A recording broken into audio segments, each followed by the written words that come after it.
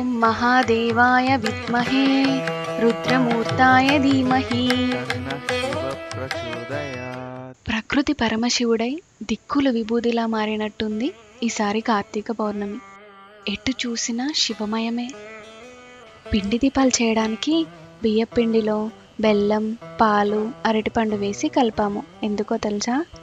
నాకు తెలిసినప్పుడు అర్థమైంది, మనం వెలిగించిన దీపం ఆరిపోయి ఆకలిని తీరుస్తుందని. అదేనండి, చెట్టు దగ్గర వేస్తే చీమలు తినడానికి లేదా బయట వేస్తే ఏదైనా జంతువులు తినడానికి వీలుగా ఉండేలాగా చేస్తారు.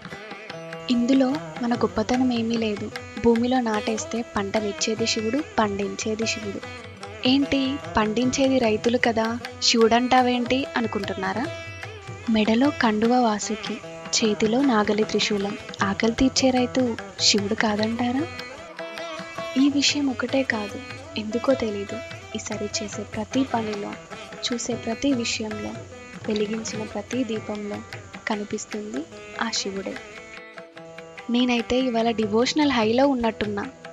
శివుడు గురించి చాలా చెప్పేస్తానేమో. సో రిమైనింగ్ వీడియోలో 365 ఒత్తులతో దీపం పెట్టి కేదారేశ్వర నోము దగ్గర ఉసిరికొమ్మతో పూజ చేస్తాం. ఈ తతంగం అంతా చూసి ఎలా ఉందో చెప్పండి. ఓం నమః శివాయ. హర హర మహాదేవ. శంభో శంకర.